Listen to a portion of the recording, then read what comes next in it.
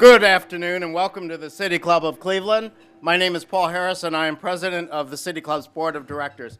I'm pleased and honored to introduce today's speaker, Jay Timmons, President and Chief Executive Officer of the National Association of Manufacturers. Now, as our members and followers know, we cherish free speech and informed civic dialogue at the City Club of Cleveland.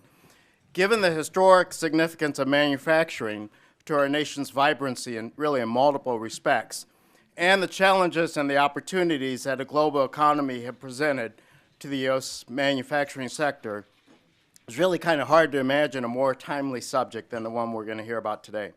There's been a robust debate on the state of manufacturing in the U.S., replete with facts, figures, and opinions.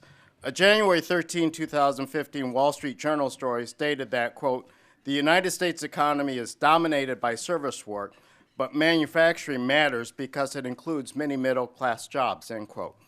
In a State of the Union address last month, President Obama stated that, quote, "Middle-class economics means helping working families feel more secure in a world of constant change," end quote.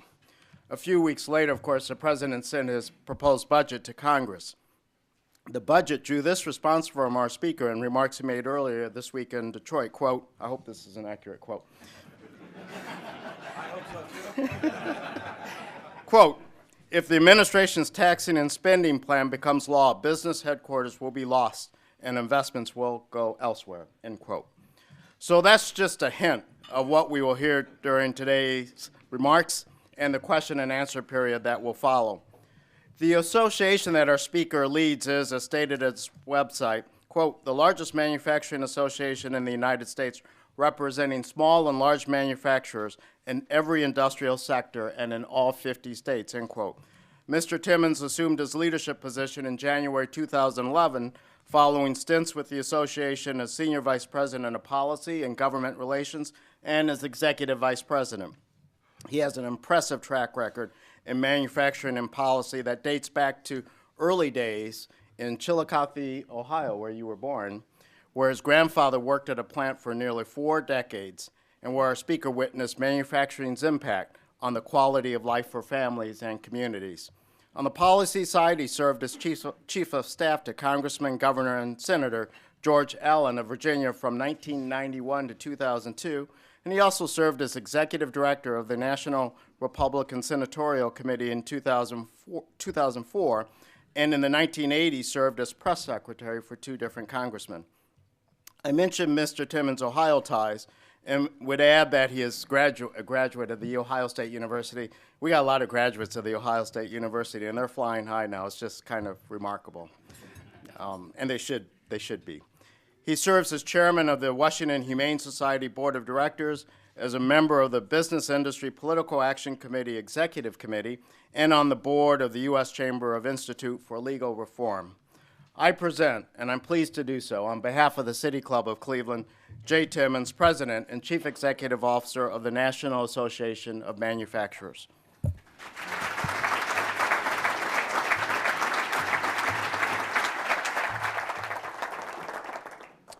Well, thank you all very much, and hello, Cleveland. It's great to be back. I had the opportunity to be here a few years ago, and I had a warm welcome then as well, and I can tell you that a warm welcome on an 18-degree day is very much appreciated. But I am an Ohio boy, so I'm a bit used to this weather, and I have to explain to some of my colleagues in Washington that, you know, it's really not that bad. Spring is right around the corner. So, Paul, again, thank you for the very kind introduction, and it's great to see so many leaders of the business community and the manufacturing community here today, and I'd like to acknowledge a few folks here. Bill Sopko, who's the president of Stamco Industries, and he's the chairman of the Ohio Manufacturers Association.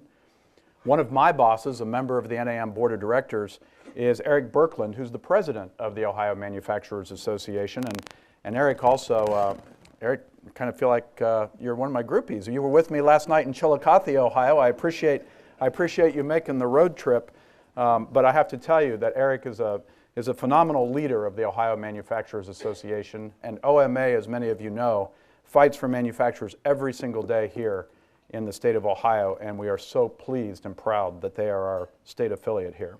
Also, John Schatz, who is the president of United Resource Logistics, another NAM board member, another one of my bosses.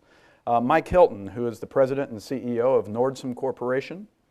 Walt Roseborough, who's the president and CEO of Steris Corporation. Craig Giffey, the vice chairman of U.S. Automotive and Industrial Products Industry leader for Deloitte. And another one of my bosses. You can see why I'm going to behave today. I have so many bosses here in this room. Another NAM board member who I'm so happy to have here, Dan Carpenter, who's one of the vice presidents of Energizer Holdings. Now, just like Dan's Energizer Bunny, I could probably keep on going and going because there are many folks here who are involved with our association. And I want to thank you so much for being a part of the National Association of Manufacturers, for your support and your contributions to our great country. It's so wonderful to be back home in my home state of Ohio, and it's an honor to be with you here at the City Club and in Cleveland, the place where manufacturing happens. You can't talk about where this state has been and where it's going without talking about manufacturing, because like our great and indomitable country, that story wouldn't have been possible without manufacturing. When we were torn apart by a bloody civil war, it was manufacturing that helped sew us back together. When we were trampled beneath a devastating depression, it was manufacturing that helped us get back on our feet. When we were tested by a world war, bravely fighting tyranny on two fronts, manufacturing helped arm an arsenal of democracy here at home, and that helped power America into a new era of global leadership. And when we were just tripped up by the Great Recession very recently, and many wondered whether manufacturing in the United States was past its prime, well, we not only proved the doubters wrong, but we've come back, roared back, even stronger. Today, the state of manufacturing, I'm happy to report, ladies and gentlemen, is as resilient and robust as ever. And that's why, once again, America is rising. I'm so proud to go to work every single day leading the National Association of Manufacturers. It's the unified voice that advocates for the promise of manufacturing in America. And I'm proud to be associated with innovators and problem solvers, because that's what we do. When manufacturers see a problem, well, they fix it. If they can't find a solution, they create it. That's who we are. And by the way, isn't that the American story as well? Manufacturing in the United States has succeeded because our industry and our solutions are grounded on four fundamental values, values that also happen to be the foundational and unifying principles of the exceptional country that we all love. Now, the first of these principles is free enterprise, market forces that drive innovation and growth better than any other system ever conceived in the history of mankind. The second is competitiveness, our ability to invest and expand markets and succeed in the global economy. The third is individual liberty, the creativity and entrepreneurship that's unleashed by protecting and defending, and yes, advancing the basic freedoms that are enshrined in our Constitution and our Bill of Rights. And the fourth is equal opportunity, our shared belief that every one of us, if given the chance, has the potential to prove that we can contribute to the success of our companies, our communities, and our country. These values unite all of us, even at a time when our country seems more divided than ever before, and they can help take manufacturing to the next level. Our goal should be nothing for manufacturing than exactly what happened with the Cavs last night, a dominant victory. Manufacturers in the United States hold fast to these principles because we're Americans with a deep sense of responsibility. We seek to lead by example. Now, don't get me wrong, the sense of duty that we feel is not grounded in patriotism alone. It's also about getting things done. This is very much about economics. Let's take a look at manufacturing's direct impact on our economy. We're creating more jobs, we're making more products, and we're making them better than ever before. Every year, manufacturing contributes more than $2 trillion to the American economy. That's 1 out of every $8 in our economy. And we've added 855,000 jobs since 2009. And I just got the report before I came up here. Add another 22,000 to that as of last month. The 660,000 manufacturers in the Buckeye State who are building cars and producing chemicals, who are making paper and petroleum, steel, and so many other products. Well, you're responsible for 18% of this state's output. Yet we can't underestimate manufacturing's indirect influence as well. Manufacturing has the biggest multiplier effect of any other industry or any sector of our economy. Every manufacturing dollar in America that's invested, every dollar that's invested in manufacturing adds $1.37 to the American economy. Nothing else comes that close. And a single manufacturing job can lead to the creation of 3 to 5 other jobs in other sectors. That is an incredible investment, an incredible return on investment. Americans know that manufacturing provides pathways to the middle class, as Paul said, to a stable and secure retirement and to a brighter future for every generation. Manufacturing improves people's lives not just through the products that we make, but through the economy that we strengthen. You simply can't have a strong service sector or financial sector or education system without thriving manufacturing.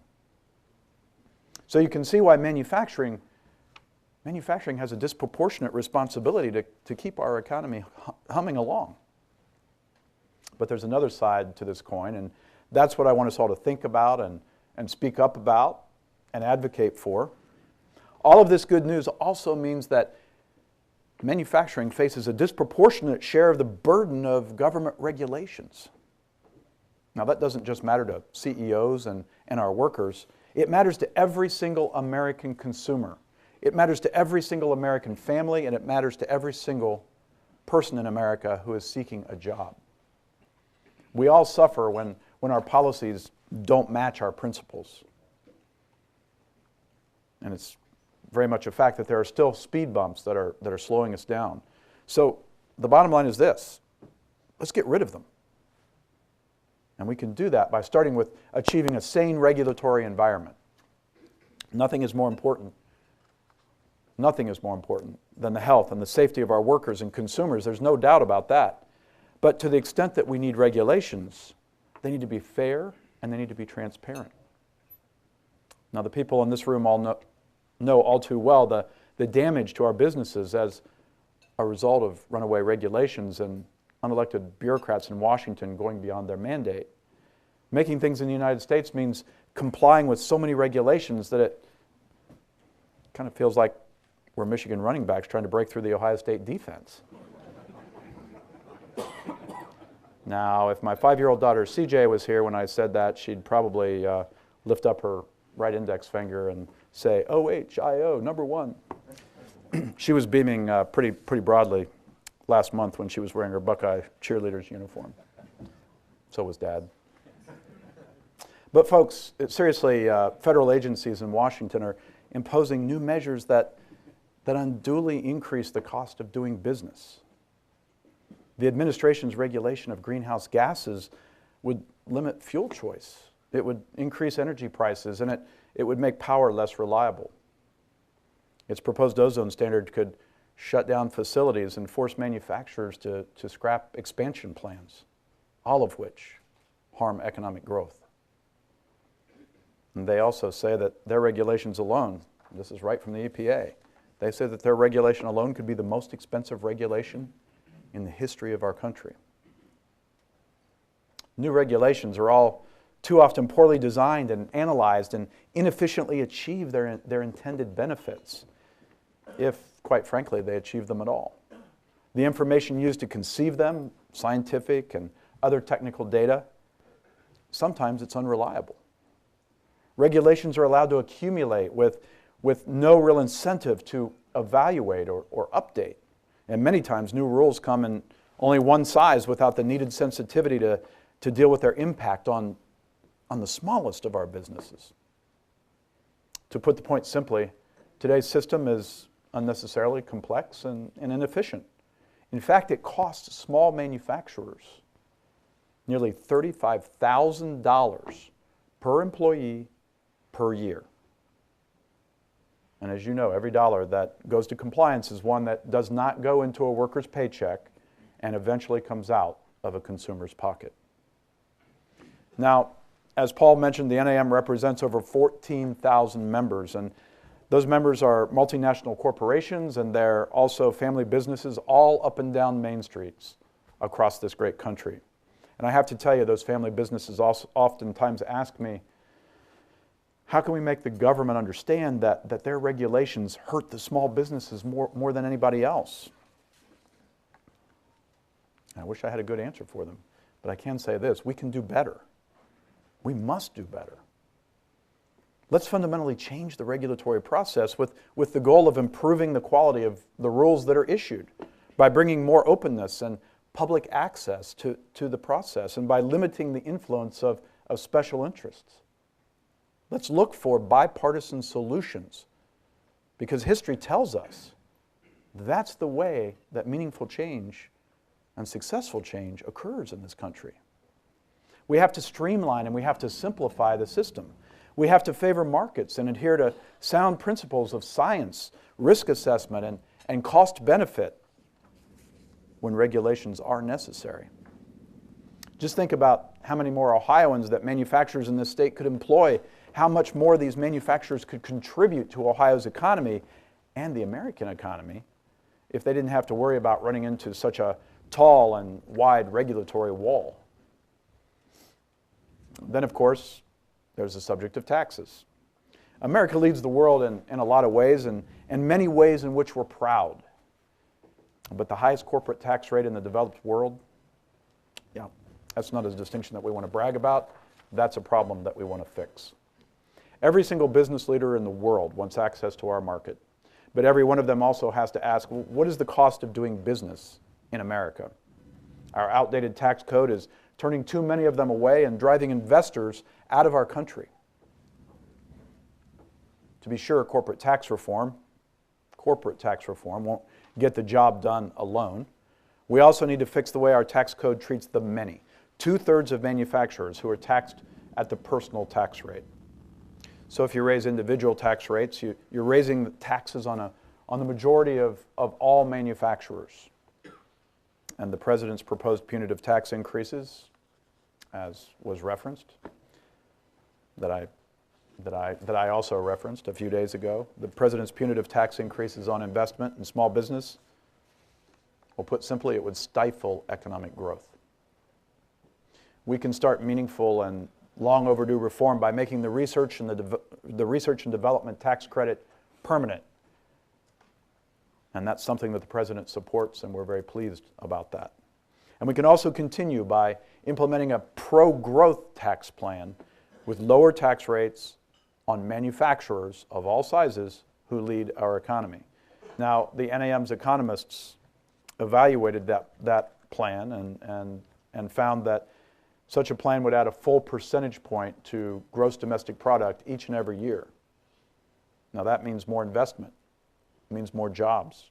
It means more innovation. It means more money in the paychecks of more middle-class working families. The fact is, we're not reaching our potential, and with smarter regulations and sound tax policy, we absolutely can. Now, the third choice our leaders need to make is about trade. And here's why. It doesn't matter what our manufacturers make if we can't sell those products domestically and internationally. That's one of the reasons the NAM was founded 120 years ago, and today there are 95% of the world's customers who live outside of the borders of the United States of America, and we want to be where they're buying stuff. We want to sell them our stuff. Just ask the folks at Lincoln Electric. They've got operations and joint ventures in 19 countries and a network that reaches 160 countries. Or the folks at Eaton. They sell power management solutions to customers in more than 175 countries. International trade supports hundreds of thousands of jobs in Ohio. Buckeyes who trade with customers in over 200 international markets. And 90% of your exporters are small and medium-sized businesses. So a smart trade policy is the difference between growing those businesses and, quite frankly, shutting their doors. So free and fair trade, including Trade Promotion Authority, will give us greater access to the foreign markets that we need, and it will eliminate tariff and non-tariff barriers and other foreign governments' unfair actions. A long-term reauthorization of the Export-Import Bank, it's a very necessary step as well. Here's the bottom line. While we're watching from the sidelines in the United States, the rest of the world is busy negotiating free trade agreements. Now, of course, bringing goods to market is not only a challenge overseas, the slowdown at our West Coast ports slams manufacturers. The challenge of managing inventory has forced one global manufacturer with plants in multiple states to limit overtime for thousands of its employees in January and February, and in fact, in some cases, it's eliminated overtime altogether. That means millions and millions of dollars in lost wages.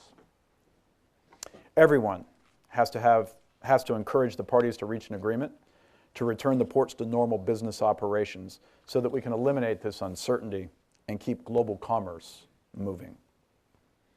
Beyond this particular challenge, many of our ports, our railways, our roadways, our runways, they're getting worse by the year, and they're in desperate need of repair. Just take a drive through most parts of America on roads and bridges that were built for a bygone era. This is a challenge of our time, there's no doubt, and we have a choice to make whether our nation be yesterday's story or tomorrow's. We need to undertake a partnership for prosperity between government and the private sector to fund for the long-haul infrastructure investments. It's a partnership that will yield a significant benefit for our people, and we have the data to back that up. According to an NAM study, a sustained investment in infrastructure over 15 years will bring about 1.3 million new jobs at just the onset of new funding, a $3 return on every dollar invested in infrastructure. GDP growth increases, and it also, we see increases in take-home pay for all Americans. Washington needs to get back to the basics, making sure that it does the basics well to build a lasting foundation for America's renaissance. Now let's turn the page a bit and take a quick look at energy, because the time is right. Energy that fuels our success as manufacturers and as a country. This is a tremendous moment for us in this country, of great opportunity.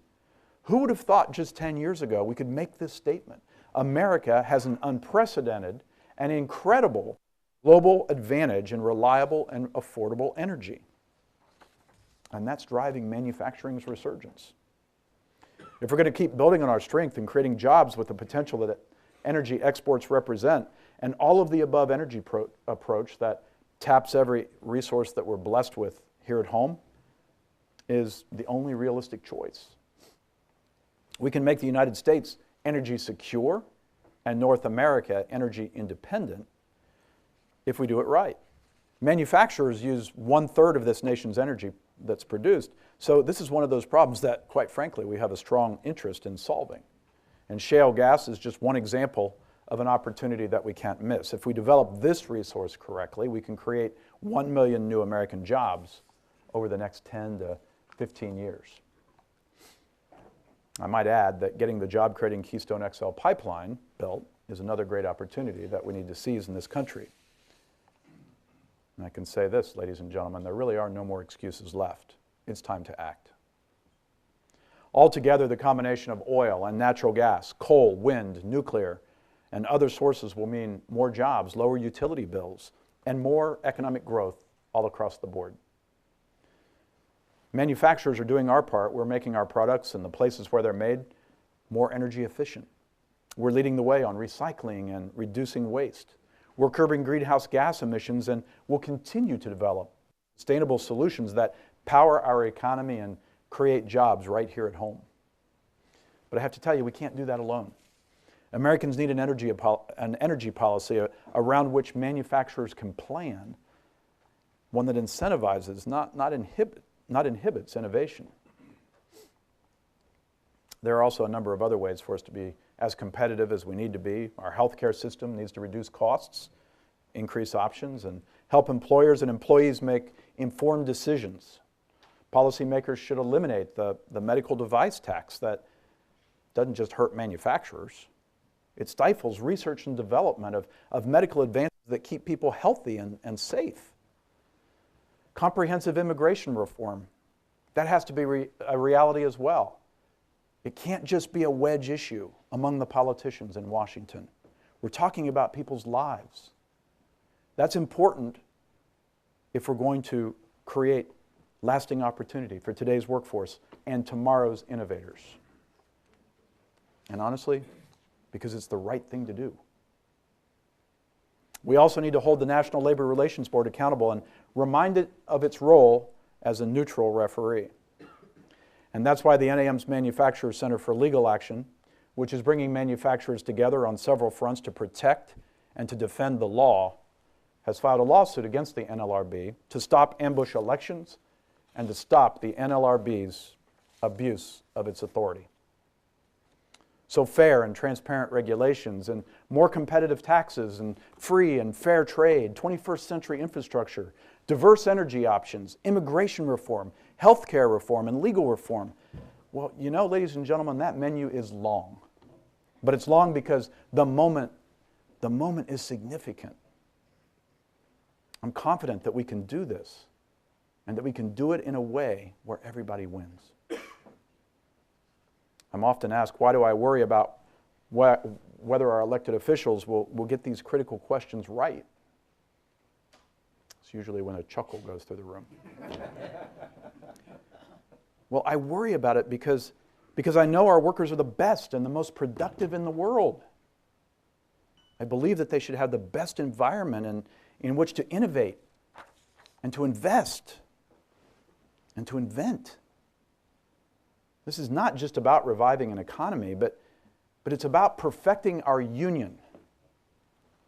It's about creating a new and brighter future for everyone by dreaming it, by building it, and by making it right here at home. And that's what we've always done when we're at our best. I have to tell you, ladies and gentlemen, there's a popular misconception about manufacturing. People think manufacturing today is just all about machines. Well, that's just wrong. It's about people. It's about people and the potential that we can unleash. Now, I know this firsthand. My grandfather left the family farm to stand in line for 6 months during the Great Depression at the local paper manufacturing plant in Chillicothe, Ohio.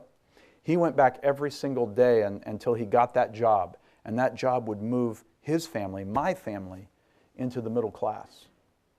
And I think about his persistence every time I meet one of the great men and women who've chosen this career that's so important to our country.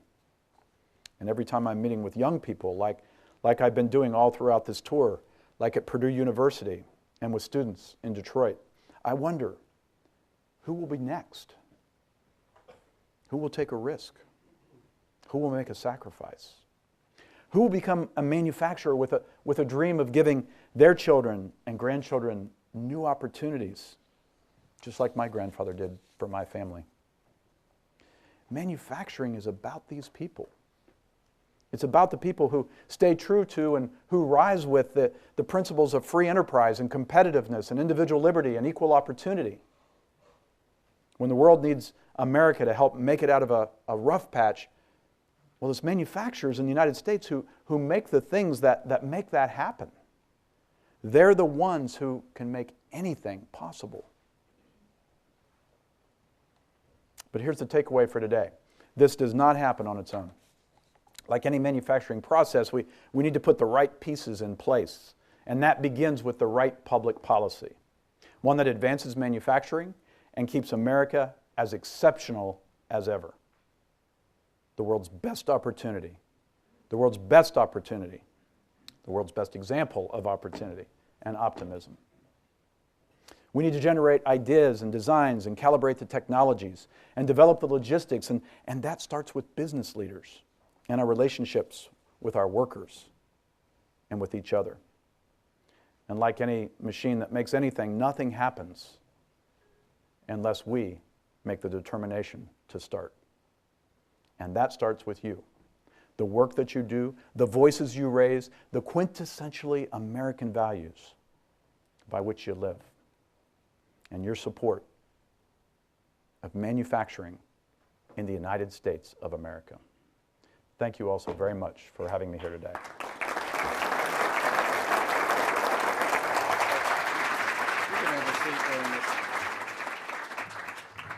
Today at the City Club of Cleveland, we are enjoying a Friday forum featuring Jay Timmons, President and CEO of the National Association of Manufacturers. We'll return to Mr. Timmons in a moment for our traditional question and answer period, and would ask that you start formulating your questions now and try to keep them brief and to the point and actually phrased as questions. We welcome all of you here and those joining us via 90.3 WCPN, WVIZ PBS, 104.9 WCLV Idea Stream, or one of the many radio stations across the country that carry City Club programs. Television broadcasts of the City Club are made possible by Cleveland State University and PNC, and our live webcast is supported by the University of Akron. 1 week from today, February 13th, the City Club will welcome Richard Rothstein, Research Associate for the Economic Policy Institute, to discuss segregation in American schools. For more information about our upcoming and past forums, please visit us online at cityclub.org. Our sponsors for today's program are Citizens Commercial Banking and the accounting firm EY. Thank you very much for your support. Also, our community partners for today's program are Magnet and WireNet, and we also thank you for your support. Today's program is the annual forum on the power of ideas, made possible by the 1,474 celebrants of the City Club's 75th anniversary, which, by the way, was 27 years ago. Thank you all for your support. And finally, we welcome guests at tables hosted by Citizens Commercial Banking, EY, Juergens, Magnet, WireNet, PwC, the Port Authority of Cleveland, the Sherwin-Williams Company, and Timken Steel Corporation. And again, we thank you all for your support. Now, as promised, we're going to return to our speaker for our traditional City Club question and answer period. We welcome questions from everyone, including guests. Holding the microphones today are City Club Content Associate Teddy Eisenberg and volunteer Spencer Kiesel. First question, please. Thanks for coming. I'm over here. In the beginning of your talk, you seemed to be somewhat critical of programs to deal with greenhouse gases. Is the NAM a denier of the facts that we are getting hotter? And are there costs, do you think, of not doing anything, like having the kind of energy programs geared to coal that we had 25 years ago? So I think that's an excellent question, and thank you for asking it on a day when it's 19 degrees outside. No, in all seriousness, I think that that the debate is settled. The question is, how do we manage the issue? And I'm not at all being critical of the focus or the attention on the greenhouse gas issue. What I'm saying is that we need to make sure that when we're regulating industry specifically, we need to make sure that it's done in a way that not only achieves the objectives that we're trying to achieve, but does it in a way that doesn't harm the economy and doesn't harm the workers of this country. And that we don't do anything that unilaterally disarms ourselves economically. You know, we can't be the only country that is leading the way. I think our challenges, it was mentioned earlier, I worked for a governor, and I was always so impressed with how he approached the regulatory responsibilities of his office. And he said from the start to his cabinet, he said, "You're my competitiveness cabinet. Every single day that you come to work, I want you to think about how you can help attract investment and jobs into this state." And what he said to the regulators was, don't look at business as an adversary. look at them as an ally at trying to achieve our objectives, whether it's with the issues of clean air or clean water or land management, and ask them to sit down at the table when we're beginning to regulate and develop ideas that could help us achieve our goals. And that's what manufacturers are doing every day. So I think perhaps you looked at one part of the remarks, and the other part was focused on all the things that manufacturers are doing, all the energy efficiency programs that they've been implementing. I believe we've been responsible for over 1/3 of the energy efficiency advancements in this country over the last 20 years. All of the tools and technologies that we're developing through the manufacturing process. What we don't want to do in this country is we don't want to harm the ability of our dreamers and our innovators and our builders and our makers to be able to address the problem head on. Yes, sir. Do you see, you talked about immigration reform. Do you see immigrants who come here and start businesses as a driving force in our economy, or potentially a very driving force? Yes. I mean, it's really that simple. 2/3, I believe the number is, of Fortune 500 companies were started by an immigrant or a child of an immigrant. I mean, that statistic alone says it all. But let's face it, we've got a bit of a national crisis right now. A crisis that is really testing who we are as a country, testing the very fabric of our society. We are a nation of immigrants. Every single one of us in this room can trace our roots back to someone who came to our country. Yes, many of them came here through processes that were set up and established. Perhaps some came here in ways that weren't quite as quite as above board. But the bottom line is that they all got here. They all got here because we're the beacon of opportunity, the beacon of hope for the entire world. This isn't just about economic gains. This isn't just about the fact that our economy is the strongest in the world. This is about our values and who we are as Americans. People want to come to our country because they believe in and they respect our democratic principles, our commitment to individual freedom and equal opportunity. That's something that so many other countries don't have and either lack or don't have at all. So, we have to be welcoming to immigrants, but we also have to understand that there are laws. There's no question about that.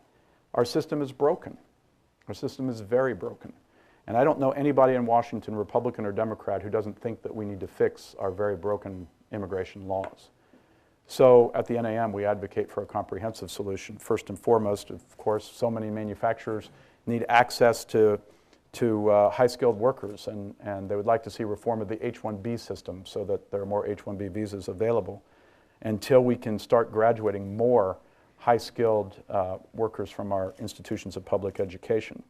Our guest worker program also needs to be reformed. It doesn't really make sense to have people come here for a few months and then send them back. It doesn't really work very well, and many find themselves overstaying their welcome when that happens. Our borders certainly need the focus on border security needs to be there in this legislation, and quite frankly, we need to make sure that the verification system that employers use to make sure that they're in compliance with the law is a sound system as well.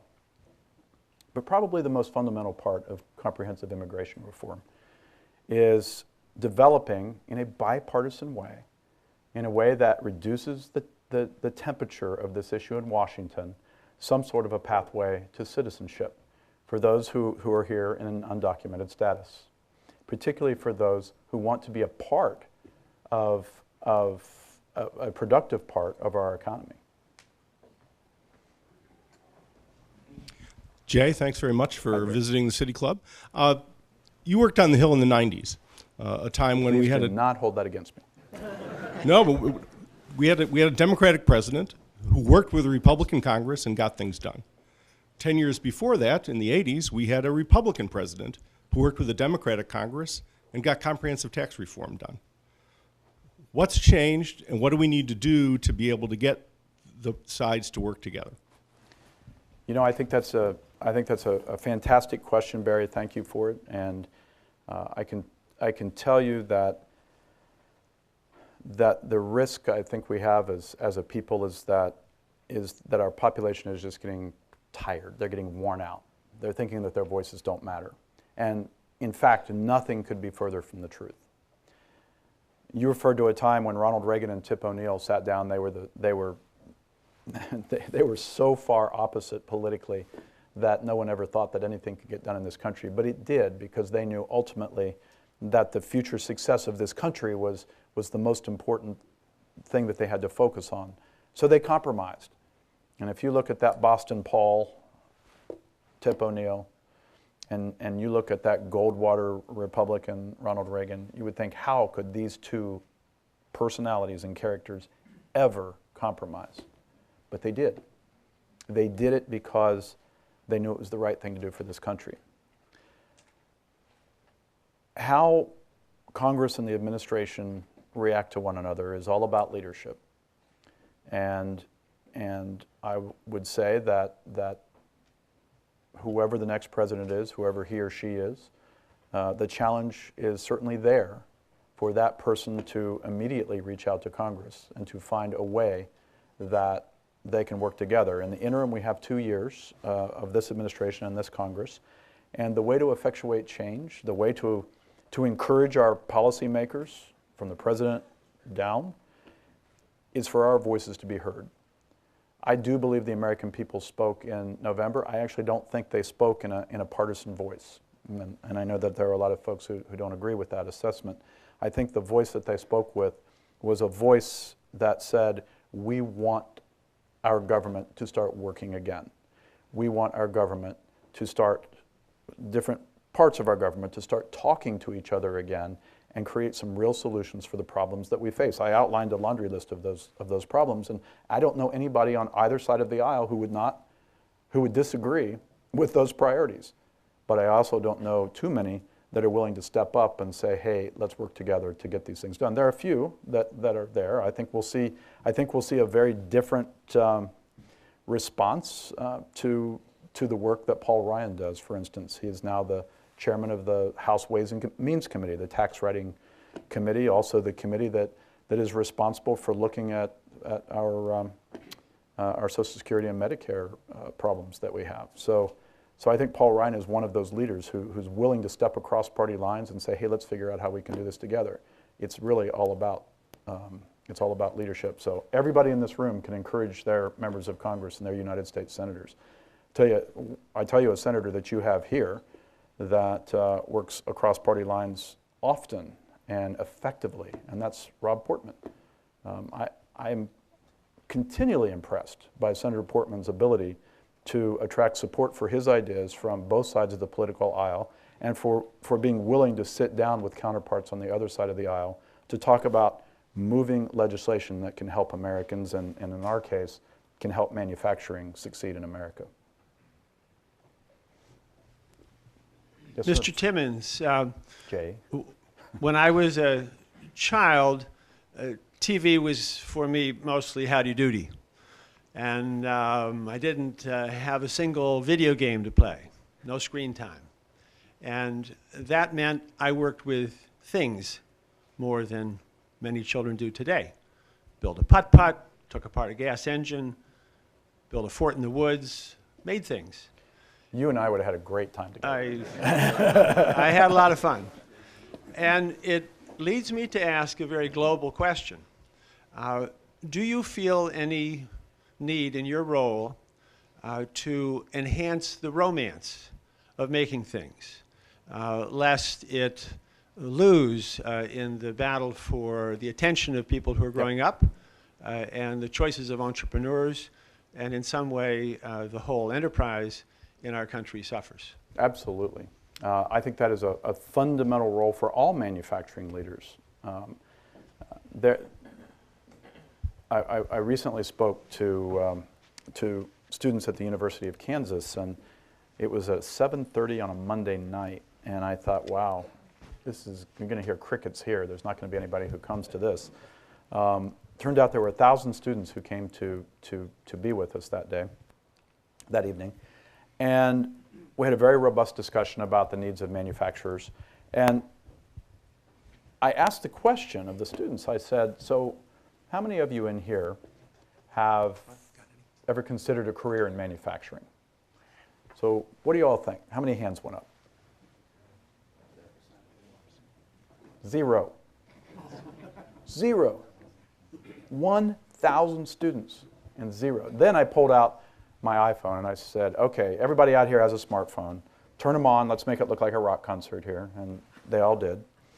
And I said, okay, now, which one of you in this room wants to be the person that dreams up, that invents the next great thing that changes the world for the better?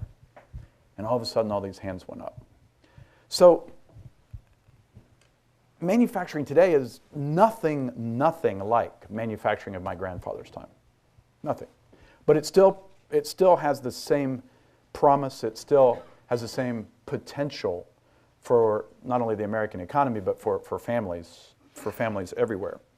Our goal, or I would say our responsibility, not only at the NAM, but for manufacturers, is to inspire young people to want that career in manufacturing. I was just like you. Tinkered toys, Lincoln logs. I made my own, manufactured my own magic tricks and packaged them and sold them. I was just, I was just so interested in that type of thing. Today, we have some of those tools. I mentioned I have a 5-year-old daughter. Every time we go to a birthday party, I'm not giving, she's not giving her friends a stuffed animal or something like that. She's giving them Goldie Blocks, which is a little engineering kit for young girls to get them interested in manufacturing, or a chemistry set, or the magic bus set, or an erector set. Those are the types of things that, as you point out, can help a young person get interested in making things. But from the NAM perspective, we have a program called Dream It, Do It.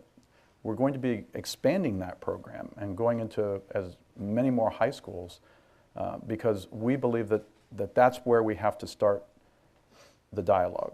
We have to get young people to understand what the potential of manufacturing is. I think our bigger challenge, and I'll just be blunt about it, and I'd like to ask the help of everybody in this room. It's not just getting young people inspired, it's getting their parents convinced. And so we have a program, also another program that we call Manufacturing Day. It's part of our Manufacturing Institute's programs. And Manufacturing Day opens up facilities to allow students to come in and get a hands-on experience, see what manufacturing is all about. Started a couple years ago with a few dozen plants opening their doors, a few hundred students. Last year, I just got the report, the final report. We had 1,650 facilities in this country open their doors to 400,000 students. And we're just getting started. We're going to continue that.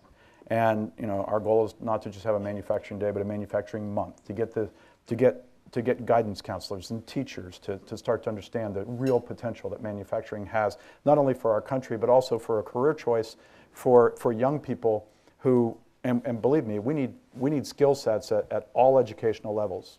Sometimes we need 4 years or more degrees. Sometimes we need a few years of technical training. Sometimes high school graduation, as high school diploma, works for the positions that we have open. Getting young people to understand that they can have that career, make that career choice. They don't need to start out with $400,000 in college debt, and they can also make 27% higher salaries than other positions in the economy. There's a great story here for us to tell. It's a story that we can't tell alone, that we need our manufacturing partners and others in our communities to tell as well. Yes. Mr. Timmons, could you possibly tell us what countries exceed the United States in manufacturing output on a per capita basis? No, there aren't any. But they're getting close. So China is and there's some debate on the numbers and how you quantify whether China or the U.S. has higher per capita output. But right now, the United States is the leader. Our real challenge is the future. So So when you're on top, when you're doing well, when your economy's humming, when everybody looks at the United States as the economic beacon for the world, it's pretty easy to take that for granted. But there is nothing in history that suggests that just because you're winning or you're number one today, there's nothing that suggests that you will always be number one. You have to constantly work for it. So for all of us in this room, the challenge is to make sure that our policymakers, our elected officials, for my organization at the federal level, for Eric Birkeland's organization at the state level, for all of you at the county and city level, to make sure that they're making the right choices to help grow the manufacturing economy. It's indisputable. Manufacturing is the biggest driver for economic growth. Every other country gets that. For years, there was nobody that was our competitor. No one. So we could afford, perhaps, to take it for granted. Today, countries are developing their economies all over the world, and they want to take away our mantle of economic leadership. It's that simple. Who could blame them? Who could blame them for wanting what we have in this country? Who could blame them for wanting to have a higher quality of life for their citizens? We want all countries to prosper and to thrive. But when it comes to manufacturing investments and creating manufacturing jobs, we want those investments and we want those jobs right here at home. And that starts with the right public policies. Mr. Timmons, over here. Thanks again for coming. It's great to have an Ohioan back in Ohio. You briefly mentioned Keystone, and I wanted to give you an opportunity to expand on your comments a little bit, to talk a little bit about what you see happening, potential vetoes and alternatives to vetoes and so forth, and also to reflect a little bit on why it has become sort of bigger than itself. It seems to be a symbol of something else at this point, and I wonder if you have any thoughts on that. Well, I have several thoughts, but we only have a few minutes left. I have to tell you, it is completely perplexing to me why Keystone XL has become such a political football in Washington. Having said that, there's bipartisan support for building Keystone XL. The United States Senate has proven that bipartisan support exists, as has the House on numerous occasions. The President has made it very clear that if the legislation comes to him, he will veto the bill that would require him to approve the Keystone XL connection, by the way, between the country of Canada and the United States. Canada, by the way, who happens to be our closest ally, both physically and certainly in the support that they give us, why we would not want to create an opportunity to import energy from a proven ally instead of having to rely on energy supply from hostile regimes around the world, I don't know. I don't understand. Having said that, we are fortunate that this country has been developing very rapidly our own domestic energy resources. And I think that my gut tells me that that will be something that the President uses as an excuse to veto that legislation.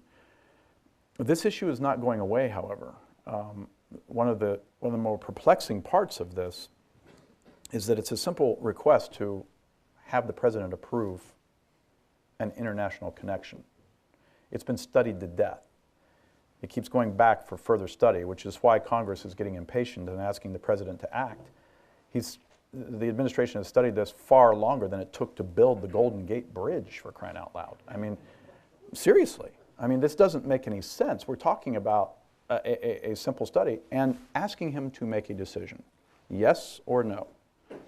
Do we expand our North American energy resources and make us more energy secure here at home, or do we turn our backs on our ally and have to rely more on other sources of energy from hostile regimes? I think it's a pretty simple question, perhaps one he doesn't want to have to answer, but he needs to answer it.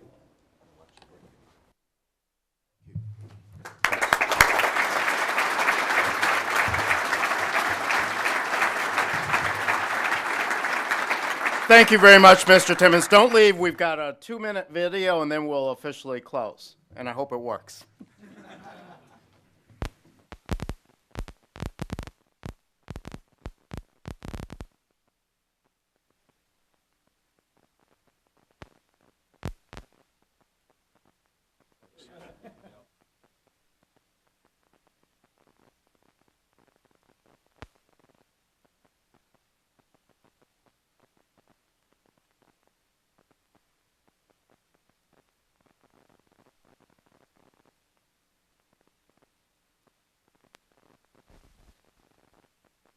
Technology here today. So, as we view the pictures without sound, let me just thank Jay Timmons for presenting today. Thank you, ladies and gentlemen, for coming and participating in another very vibrant City Club dialogue and forum.